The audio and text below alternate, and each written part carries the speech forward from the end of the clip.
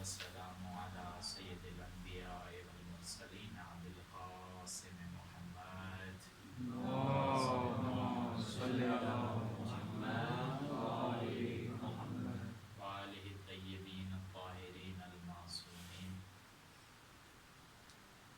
سب سے پہلے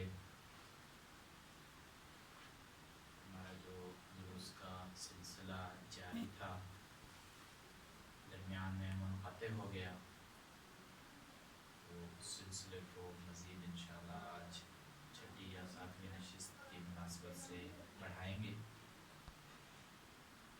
ایام فاطمیہ جو گزرے ہیں، یقیناً یہ ایام اپنے اندر بہت بڑا پیغام رکھتے ہیں، بہت بڑا درس رکھتے ہیں، اور امید ہے کہ ہم سب نے یہ ایام اس پیغام کو حاصل کرتے ہوئے گزارے ہوں گے۔ جیسا کہ دروس کا سلسلہ جاری تھا، نظام ولایت از نظر قرآن، قرآن کی روح سے، قرآن کے حوالے سے ہم نظام ولایت کو ثابت کرنا چاہ رہے تھے کہ آیا واقعاً کوئی ایسا نظام ہے جو قرآن متعارف کروا رہا ہو، کیونکہ ملتیں، قومیں، امتیں جو اس وقت زمین کے اوپر موجود ہیں، ان کے پاس بہت سارے نظام موجود ہیں، اور ہمیں یہ دیکھنا تھا کہ آیا ہم خود بھی یا دوسری ملتیں جس نظام کے اندر رہ رہی ہیں، آیا اس نظام کو قرآن مہر تصدیق دیتا ہے یا نہیں دیتا۔ وہ اگر دیتا ہے تو پھر تو ٹھیک ہے، لیکن اگر قرآن اس نظام کو مہر تصدیق نہیں دیتا تو پھر یقیناً ہمیں معلوم ہونا چاہیے کہ قرآن کون سے نظام کو متعارف کروا رہا ہے۔ اس لحاظ سے جو دروس ہوئے پچھلے، اس میں ثابت کیا قرآنی آیات کے ذریعے سے، بہت ساری آیات آپ کی خدمت میں پیش کی گئیں، جس میں خداوند متعال فرما رہا ہے کہ ایک ہی نظام جس کے اندر مسلمانوں کو، امتوں کو رہنے کا حق حاصل ہے، وہ ہے اللہ کا دیا ہوا نظام، جس کو ہم دوسرے الفاظ میں نظام ولایت کہتے ہیں، کہ اگر کوئی ولی ہے جس کے اختیار میں ہم سب نے ہونا ہے، تو وہ فقط اور فقط اللہ کی ذات ہے۔ اللہ کے علاوہ کسی کو ولایت کا حق حاصل نہیں ہے، کسی کو حکومت کا حق حاصل نہیں ہے۔ پھر خدا علیکم السلام، پھر خداوند متعال نے یہی حق کی حکومت، یہی حق کی ولایت جس ہستی کو دیا، اس ہستی کا نام رسول اللہ صلی اللہ علیہ وآلہ وسلم ہے۔ وہی حاکمیت جو اللہ کے پاس تھی، خدا نے یہ حاکمیت رسول کو دے دی کہ رسول ہی معاشرے کے اندر حاکم ہوں گے۔ رسول کے بعد یہ حاکمیت جو خدا نے رسول کو دی تھی، یہی حاکمیت امام علی علیہ السلام کے پاس پہنچی۔ اس چیز کو ہم نے قرآن کی روح سے ثابت کیا کہ قرآن فقط ایک ہی نظام ہم سے مطالبہ کرتا ہے کہ یہی نظام ہی موجود ہونا چاہیے۔ اولی الامر کون ہوگا معاشرے کے اندر؟ آیا ہر شخص اولی الامر بن سکتا ہے؟ ہر شخص حاکم بن سکتا ہے؟ جس طرح معاشروں کے اندر رائج ہے، معاشروں میں کوئی بھی اگر اٹھے اور کہے کہ میں حاکم بننا چاہتا ہوں، آیا پورے ملک کا حاکم بننا چاہتا ہوں یا کچھ معاشرے کے کچھ حصے کا حاکم بننا چاہتا ہوں، تو معاشرہ یا ہمارا نظام اس کو اجازت دیتا ہے کہ آپ حاکم بن سکتے ہیں، آپ ولایت اپنے اختیار میں لے سکتے ہیں، لیکن خدا یہ اختیار ہر انسان کو نہیں دیتا، بلکہ خدا نے یہ شرائط کچھ رکھ دی ہیں۔ جو انسان ان شرائط کے اوپر پورا اترے گا، وہی حاکمیت تک پہنچ سکتا ہے، ورنہ ورنہ ہمارے ہاں حاکم کون ہے؟ وہ حاکم ہوتا ہے جو لالچ کے اعلیٰ مقام پر ہوتا ہے، جو خواہشات میں اعلیٰ مقام پر ہوتا ہے، جس کو مسند کی خواہش ہوتی ہے۔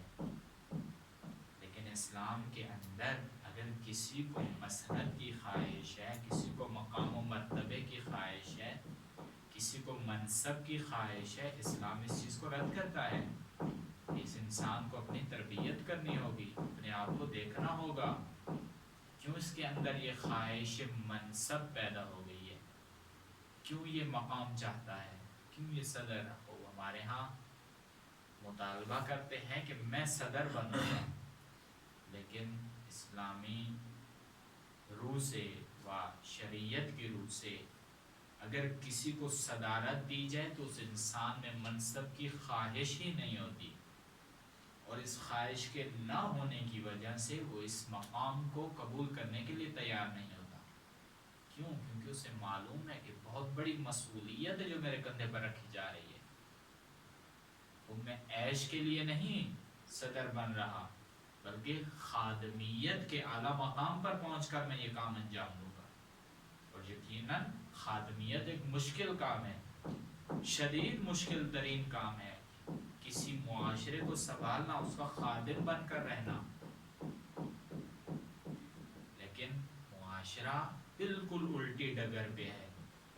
جو شریعت کہہ رہی ہے معاشرہ اس کے مخالف ہے۔ قبول کرتے ہیں، کیوں قبول کرتے ہیں؟ تاکہ میری عزت ہو، میرا معاشرے میں مقام ہو، میرا نام ہو، میری شہرت ہو، میری شخصیت ہو، اس لیے قبول کرتے ہیں اس چیز کو۔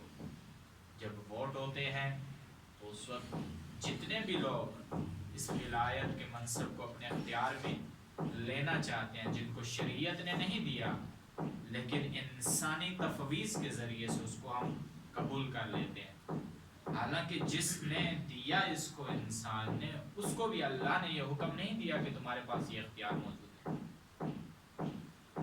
لیکن ووٹوں کے دنوں میں وہ آتے ہیں اور آ کر ہر ایک کو کہہ رہے ہوتے ہیں مجھے ووٹ دیں تاکہ میں آپ کا حاکم بن جاؤں۔ خدا سے پوچھیں، شریعت سے تو پوچھیں، رسول اللہ سے تو پوچھیں، آیا یہ درست عمل ہے یا نہیں ہے؟ یہ درست عمل نہیں ہے، اجازت نہیں دیتا، اسلام اس چیز کی قطعی اجازت نہیں دیتا۔ اور اس چیز کو ہم نے ثابت کیا ہے پچھلے دروس کے اندر، اسی بات پہ، یہی محور رہتے ہوئے اسی بات کے اوپر ہماری گفتگو تھی۔ آیا قرآن قبول کرتا ہے معاشرے کے اندر کوئی حاکم بن جائے، جس طریقے سے بنے، ووٹ کے ذریعے بنے یا ڈکٹیٹرشپ کے ذریعے بنے یا کوئی اور طریقہ اس کے پاس ہو؟ آیا اسلام قبول کرتا ہے اس چیز کو؟ نہیں کرتا۔ اور الحمدللہ امید ہے کہ انشاءاللہ آپ کے اذہان عالیہ میں یہ چیز موجود ہوگی، وہ آیات بھی موجود ہوں گی، ان کا ترجمہ و مفاہیم آپ کے ذہن میں موجود ہوں گے انشاءاللہ۔ آج ہم چونکہ یہ چیز ثابت کر چکے ہیں کہ نظام کون سا ہونا چاہیے، نظام کی آخری حد تک میں ہم تقریباً پہنچ چکے ہیں اور آیات آپ کی خدمت میں احادیث و روایات پیش کر دی ہیں۔ بات کو آج تھوڑا سا آگے بڑھاتے ہیں۔ ہماری گفتگو جس مقام تک پہنچی تھی امید ہے کہ آپ کے وہ ذہن میں ہوگا، انشاءاللہ وہ ذہن میں ہوگا۔ اس سے آگے بات کو بڑھاتے ہیں۔ خداوند متعال قرآن میں سورہ نساء آیت نمبر 60 میں فرما رہا ہے، أَلَمْ تَرَ إِلَى الَّذِينَ يَزْعُمُونَ أَنَّهُمْ آمَنُوا بِمَا أُنزِلَ إِلَيْكَ وَمَا أُنزِلَ مِن قَبْلِكَ يُرِيدُونَ أَن يَتَحَاكَمُوا إِلَى الطَّاغُوتِ وَقَدْ أُمِرُوا أَن يَكْفُرُوا بِهِ وَيُرِيدُ الشَّيْطَانُ أَن يُضِلَّهُمْ ضَلَالًا بَعِيدًا۔ یاد رکھیے گا سورہ نساء آیت نمبر 60۔ خداوند متعال فرما رہا ہے کہ کیا تم نے ان لوگوں کو دیکھا ہے یا ایسے شخص کو دیکھا ہے، الم تر الی الذین، کیا تم نے ان لوگوں کو دیکھا ہے، یزعمون انہم آمنوا، جو یہ گمان کرتے ہیں، جو یہ وہم کرتے ہیں، جن کا یہ خیال ہے کہ انہم آمنو، کہ وہ ایمان لے آئے ہیں۔ توجہ کیجئے گا، یہ آیت مسلمانوں کے بارے میں ہے۔ مسلمانوں کا جب میں پڑھ رہا ہوں تو میں اپنے آپ کو مخاطب کروں اس آیت کا۔ جس کے کان تک قرآن کی یہ آیت پہنچتی ہے وہ اپنے آپ کو مخاطب سمجھے اس آیت کا، کہ تم نے ان لوگوں کو دیکھا ہے جو یہ گمان کرتے ہیں کہ ہم ایمان لے آئے ہیں۔ بما انزل الیک، کس پر ایمان لے آئے ہیں؟ جو کچھ ان پر نازل کیا گیا ہے اس پر ایمان لے آئے ہیں۔ یعنی رسول نے جو کچھ ان تک پہنچایا ہے وہ گمان کرتے ہیں کہ ہم ایمان لے آئے ہیں۔ وما انزل من قبلک، اور اس پر ایمان لے آئے ہیں جو پہلے بھی ان پر نازل کیا گیا تھا، جو پہلے ان کے اوپر اتارا گیا تھا، جو کچھ رسول نے ان کو بتا دیا اس پر ایمان رکھتے ہیں۔ یریدون ان یتحاکموا الی الطاغوت، اب وہ لوگ جو گمان کرتے ہیں، وہم کرتے ہیں، خیال کرتے ہیں کس چیز کا، کہ وہ ایمان لے آئے ہیں، وہ چاہتے کیا ہے؟ ان یتحاکموا الی الطاغوت، کہ وہ اپنے فیصلے کسی طاغوت سے کرا لیں، کہ وہ اپنے درمیان میں عدل کا نظام کس کو سونپیں؟ کسی طاغوت کو سونپیں۔ طاغوت آپ کے ذہن میں ہوگا ہر وہ نظام جو اسلام کے مقابلے میں آ جائے اسے طاغوت کہتے ہیں۔ جو بھی اسلام کے مقابلے میں آ جائے، جو بھی دین کے مقابلے میں آ جائے، جو بھی اللہ کے مقابلے میں آ جائے، رسول اللہ کے مقابلے میں، شریعت کے مقابلے میں آ جائے اسے طاغوت کہتے ہیں۔ ان یتحاکموا الی الطاغوت وقد امروا ان یکفروا بہ، توجہ کیجیے گا، بہت خوبصورت قرآن کیا کہہ رہے ہیں؟ وقد امروا ان یکفروا بہ، حالانکہ ان کو امر یہ کیا گیا ہے، حکم یہ دیا گیا ہے، ان یکفروا بہ، کہ طاغوت سے کیا کریں؟ انکار کریں۔ حکم انہیں یہ دیا گیا ہے کہ طاغوت سے انکار کرو، لیکن طاغوت سے انکار نہیں کرتے بلکہ طاغوت سے اپنے فیصلے کرواتے ہیں، طاغوت کو پسند کرتے ہیں، طاغوت کی گود میں جاتے ہیں اور طاغوت سے اپنے فیصلے کرانے کے لیے تیار ہوتے ہیں۔ لیکن خدا نے حکم کیا دیا کہ انکار کرو اس طاغوت کا، چھوڑو اس کی راہ کو، نکلو اس کی راہ سے باہر۔ یرید الشیطان ان یضلهم ضلالا بعیدا، شیطان کا کام کیا ہے؟ کہ انسان کو، لوگوں کو ضلال کی طرف، ذلت کی طرف لے کر جائے۔ اب یہاں پر دوسرا جو لفظ قرآن نے استعمال کیا شیطان کی، اسی طاغوت کی بات ہے۔ طاغوت کا کام تو یہ ہے کہ وہ انسان کو ذلت کی طرف لے کر جائے، ضلالت مبین کی طرف لے کر جائے، کھلی گمراہی کی طرف لے کر جائے۔ بس لوگوں کو چاہیے کہ وہ طاغوت سے فیصلے نہ کرائیں، بلکہ خدا نے حکم دیا ہے کہ اس سے انکار کرو، کفر کے مقابلے میں اٹھو، طاغوت کے مقابلے میں آ جاؤ، اس سے انکار کر کے اللہ کے راستے پر آ جاؤ۔ یہ بات ہمارے ذہن میں ہونی چاہیے کہ نظام اللہ نے جو ہمیں دیا ہے وہ فقط نظام ولایت ہے۔ دوسرے ہر نظام سے خدا نے انکار کرنے کا کہا ہے، جیسے ابھی آپ کے سامنے آیت پڑھی۔ خدا قبول نہیں کرتا کسی نظام کو، خدا نہیں چاہتا ہم کسی بھی نظام میں زندگی گزاریں سوائے نظام ولایت۔ یہ بات ثابت ہو چکی ہے ہمارے دروس میں۔ اب جب ہم اس چیز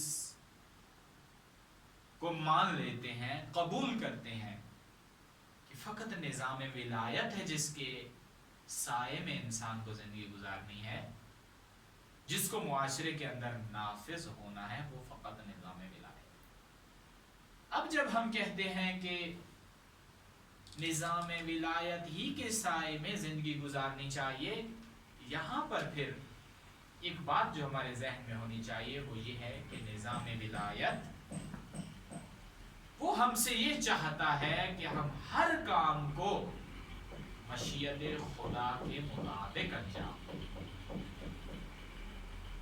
یہ نظام ولایت ہم سے چاہتا ہے کہ ہر امر کو، ہر کام کو مشیت خدا کے مطابق انجام دیا جائے، یا دوسرے الفاظ میں ہمارے پاس جتنی بھی صلاحیتیں ہیں، ہماری تمام صلاحیتیں چاہے وہ ظاہری ہوں یا باطنی ہوں، ان کو نظام ولایت کے سائے میں پروان چڑھانا چاہیے اور اس کے مطابق ان کو آگے بڑھانا چاہیے۔ یہ نظام ولایت ہم سے چاہتا ہے۔ اب ایک بات جو یہاں پر ہمارے ذہن میں ہونی چاہیے کہ جب ہم نے کہہ دیا کہ فقط نظام ولایت ہے، اس کے علاوہ کوئی نظام اللہ کی بارگاہ میں قبول نہیں ہے، اب اگر ایک معاشرہ نظام طاغوت میں موجود ہے، ایک ایسے نظام میں موجود ہے جس میں کے بارے میں خدا نے فرمایا ہے کہ اس نظام کو چھوڑو، اس کا انکار کرو اور نظام ولایت کو اپناؤ، نظام ولایت ہی معاشرے میں ہونا چاہیے۔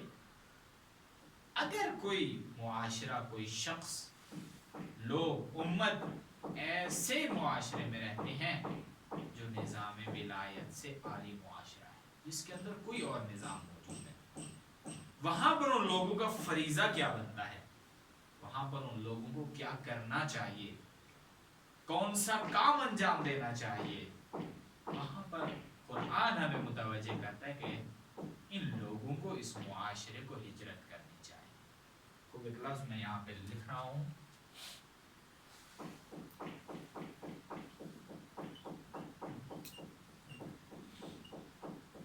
اس معاشرے کو، ان لوگوں کو ہجرت کرنی چاہیے۔ کہاں سے ہجرت کرنی چاہیے؟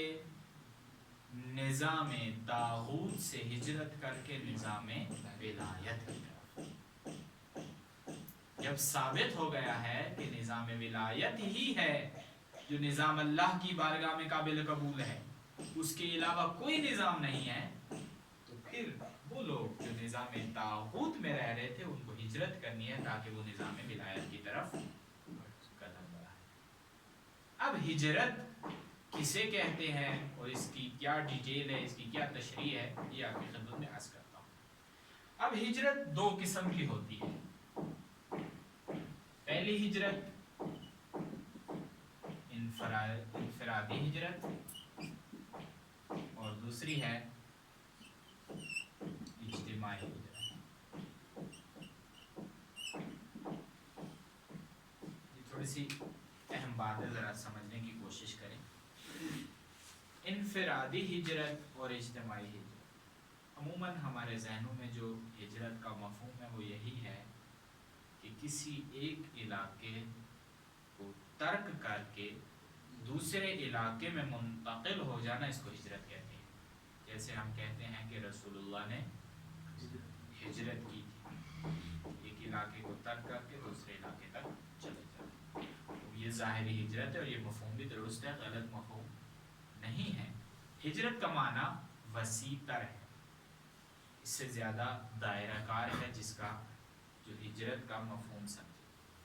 ہجرت ایک ظاہری ہوتی ہے اور ایک باطنی ہجرت ہوتی ہے۔ ظاہری ہجرت یہی ہے کہ انسان ایک جگہ سے منتقل ہو جائے دوسرے مقام پر، اس کو ہم ظاہری ہجرت کہتے ہیں۔ دوسری ہجرت باطنی ہے کہ انسان کی روح بھی ہجرت کرے، انسان اندرونی طور پر بھی ہجرت کرے ایک مقام سے دوسرے مقام پر۔ جیسے کہا گیا ہے کہ انسان گناہ سے ہجرت کرے، مہاجر اللہ ہو جائے، مہاجر اللہ ہو جائے۔ جب انسان کو یہ کہا گیا کہ آپ مہاجر اللہ بنو، ہجرت کرو، اس مقام پر انسان سے ظاہری ہجرت نہیں مانگی، بدن کی ہجرت نہیں مانگی، نہیں کہا ہے بدن کو ایک مقام سے دوسرے مقام پر لے کر آؤ، نہ، آپ کی روح ہجرت کرے، شیطان سے رحمان کی طرف ہجرت کرو، مہاجر اللہ بن جاؤ، اللہ کی راہ میں ہجرت کرو۔ کیسے ہوگی اللہ کی راہ میں ہجرت؟ اگر کوئی انسان گناہگار ہے، گناہ انجام دیتا ہے، ہر مقام پر معصیت خدا کا ارتکاب کرتا ہے، اس کے لیے ضروری ہے کہ وہ اس معصیت و گناہ سے نکلے اور اللہ کی بندگی میں آ جائے، خدا کی عبودیت میں آ جائے، اپنے ہر کام کو اللہ کی بندگی میں انجام دے۔ اس کو ہم کہیں گے کہ یہ ہجرت کر رہا ہے، مہاجر اللہ ہو گیا ہے۔ جیسے وہ فضیل ابن عیاض والا واقعہ ہے، اگر آپ کے اذہان میں ہو، فضیل جو بہت بڑا ڈاکو تھا، چور تھا، لٹیرا تھا، لوگوں میں خوف پھیلائے ہوئے تھا، سب لوگ اس سے ڈرتے تھے۔ ایک دن اس نے ارادہ کیا کہ کسی گھر میں سے اس نے چوری کرنی ہے۔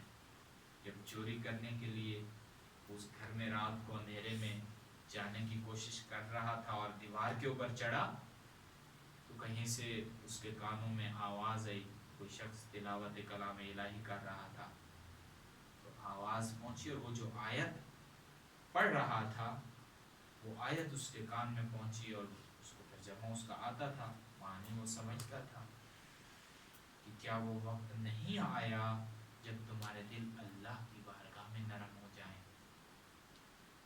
یہ آیت اس کے کانوں میں پڑی اور اس نے اسی مقام پر، کہتے ہیں فضیل دیوار کے اوپر چڑھا ہوا تھا تاکہ گھر میں چوری کرے، لیکن یہ وہ مقام تھا جہاں پر اس کا دل بدل گیا، خدا کی طرف متوجہ ہو گیا، اس مقام پر کہتا ہے لبیک۔ ہاں وہ دن آ گیا ہے، وہ لمحہ آ گیا ہے، وہ وقت آ گیا ہے جب انسان کا دل اللہ کی بارگاہ میں نرم ہو جائے۔ اس نے ایک آیت سنی اور اس پر لبیک کہہ دیا۔ اس کے بعد تاریخ کہتی ہے کہ فضیل ابن عیاض امام جعفر صادق علیہ السلام کا بہت بڑا صحابی بنا، بہت عالم ربانی بن گئے۔ ایک آیت نے اس کو بدل دیا۔ سب سے بڑا چور، ڈاکو، لٹیرا، بعد معاشرے کے اندر شاید فضیل جیسے لوگ تو نہیں ہیں جو دوسروں کو لوٹتے ہوں، جو دوسرے کا حق کھا جاتے ہوں، جو دوسرے کا حق غصب کر جاتے ہوں، ایسے لوگ تو معاشرے میں نہیں ہیں، لیکن پھر کیوں قرآن کی اتنی آیات سنتے ہیں دل پر اثر ہی نہیں ہوتا، روایات احادیث سنتے ہیں دل پر اثر نہیں ہوتا، قرآن کی بات سے کیوں الا بذکر اللہ تطمئن القلوب نہیں ہو رہا ہمارے ذہنوں میں، ہمارے دلوں میں کیوں نہیں ہو رہا؟ کیا وجہ ہے؟ ہمارے دل ہجرت کیوں نہیں کر رہے؟ معاشرے کے اندر آپ دیکھ لیں، آپ جوان ہیں، خوب آپ اچھی طرح سمجھتے ہیں کتنی فحاشی اس وقت معاشرے کے اندر خود جوانوں کے ذریعے سے ارتکاب پذیر ہو رہی ہے۔ وہ جوان جس کو اللہ نے اتنی صلاحیتیں دی ہیں، اتنی صلاحیتیں، اور وہ انہی صلاحیتوں کو معصیت خدا میں انجام دیتا۔ خدا نے یہ صلاحیتیں دی تاکہ ان صلاحیتوں کے ذریعے سے اللہ کی بندگی کریں، اللہ کی عبودیت کریں، انہی صلاحیتیں خدا کی دی ہوئی نعمت کو خدا کے مقابلے میں استعمال کریں۔ اللہ نے نعمت دی ہے، صحت کی نعمت خدا نے دی، جسم کی نعمت، ذہن کی نعمت، ہاتھ پاؤں کی نعمت خدا نے دی ہے۔ ہم اسی نعمت کو جو اللہ نے ہمیں عطا کی ہے، اسی نعمت کو ہم معصیت خدا میں انجام دیں۔ کس قدر خوفناک ہے، کیسا انسان ہے۔ خوب آپ کسی کو کوئی چیز دیتے ہیں اور الٹا وہ وہی چیز آپ کے مقابل میں استعمال کرے، تو آپ تو معاشرے میں اسے کیا نام دیتے ہیں؟ کہتے ہیں نا کہ یہ بڑا نمک حرام ہے، یہ لفظ استعمال کرتے ہیں۔ کیوں؟ کیونکہ میری ہی دی ہوئی چیز کو میرے مقابلے میں استعمال کرتا ہے۔ یہ کتنا احسان فراموش ہے۔ اگر آپ کسی کو یہ پین دیتے ہیں اور وہ پین الٹا ہی آپ کو مارے، آپ کے منہ پر دے مارے، کیسا احسان فراموش بندہ ہے۔ پین بھی میں دے رہا ہوں اور مارا بھی مجھے جا رہا۔ یہ اس وقت حالت ہے معاشرے کے اندر، لیکن تصور تو کریں ذرا، تھوڑا سا اس کو سوچیں، اس بات کو، کیسی یہ حالت ہو گئی ہے معاشرے میں۔ اللہ کی دی ہوئی نعمتیں اللہ کے مقابلے، شاید احساس نہیں ہوتا ان چیزوں کا، لیکن انسان اگر تھوڑا سا غور و فکر کرے احساس پیدا ہو جائے گا۔ خوب ہجرت فضیل ابن عیاض اتنا بڑا ڈاکو، لٹیرا اور دہشت گرد قسم کا انسان تھا، وہ ایک آیے کریمہ کے ذریعے سے ہجرت کر جاتا ہے۔ روحانی ہجرت ہے، بدن کی ہجرت نہیں ہے، بدن اس کو اسی مقام پر ہے جہاں وہ رہتا تھا، اس نے روحانی طور پر اللہ کی بارگاہ میں ہجرت کی ہے۔ ہجرت ہم سے مانگی گئی ہے، ایک جگہ سے دوسری جگہ منتقل ہونا ہے، اپنی روح کو ایک مقام سے دوسرے مقام تک منتقل کرنا ہے، اس کو ہمیں ہجرت کہتے ہیں۔ یہ ہجرت باطنی ہے۔ اب یہی ہجرت دو قسم کی ہے، ایک ہے انفرادی ہجرت اور دوسری ہے اجتماعی ہجرت۔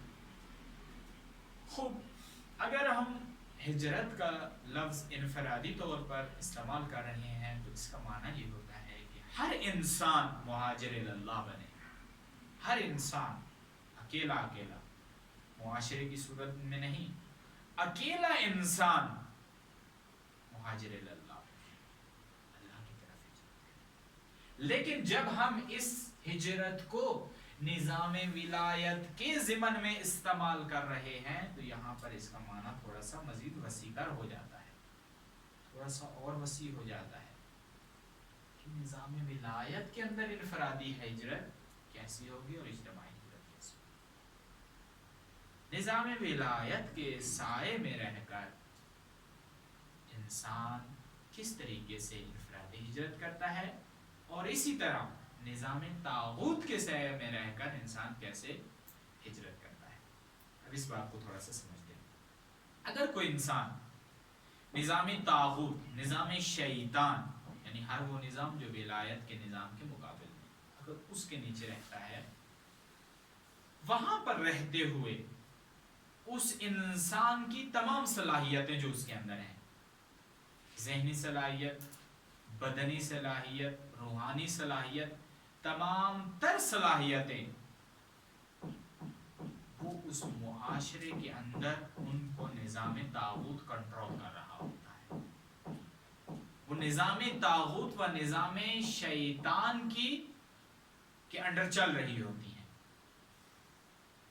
البتہ یہ بات پورے معاشرے پر لاگو نہیں ہوتی ہے، لیکن شاید جو معاشرے کے اوپر لاگو نہیں ہو رہی ہوتی اس میں 1% لوگ ایسے ہوں کہ جن کی صلاحیتوں کو شیطان کنٹرول نہ کر رہا ہو، شاید 1% ہو یا اس سے بھی کمتر ہوں گے، لیکن اکثریت جن کی صلاحیتوں کو اگر کوئی کنٹرول کر رہا ہوتا ہے تو وہ نظام شیطان و نظام طاغوت ہوتا ہے۔ جو بھی انسان، کیوں کہا گیا ہے کہ نظام طاغوت سے نکلیں؟ کیوں کہا گیا ہے کہ جو لوگ نظام طاغوت کو قبول کرتے ہیں، قرآن کہتا ہے وہ جہنم کے راستے پر ہے، ان کا ٹھکانہ جہنم ہے۔ نظام طاغوت سے اتنی سختی سے منع کیا گیا، کیوں منع کیا گیا، کیا وجہ ہے؟ جو بھی نظام طاغوت کے نیچے رہ رہا ہوتا ہے اس کا اپنا اختیار نہیں ہوتا، بلکہ یہ نظام طاغوت اس کو جس مقام تک لے کر جانا چاہتا ہے وہ اسی مقام تک جاتا ہے۔ مثال کے طور پر ایک جمع غفیر ہے، بہت زیادہ لوگ ہیں وہاں پر، جلوس کی صورت ہے، انتہائی جمع غفیر ہے، اس کے اندر ایک انسان جو پھنس گیا ہے، شدید قسم کا پھنس گیا ہے، اور وہ اپنی جان وہاں سے چھڑانا چاہتا ہے، وہاں سے نکلنا چاہتا ہے۔ ایک بار صلوات پڑھ لینا، اللہم صلی علی محمد و آل محمد۔ امید ہے جاگ کے بیٹھیں گے، ایک بار بلند آواز سے صلوات۔ اللہم صلی علی محمد و آل محمد۔ مثال میں اس چیز کی دے رہا ہوں کہ اگر کوئی شخص نظام طاغوت کے اندر رہتا ہے تو آیا اس کا اپنے اوپر کنٹرول ہوتا ہے یا نظام طاغوت اس کو کنٹرول کر رہا ہوتا ہے؟ اس چیز کی مثال آپ کی خدمت میں عرض کر رہا ہوں۔ ایک شخص جو جلوس کے اندر پھنس گیا ہے درمیان میں، اور وہ اس مقام پر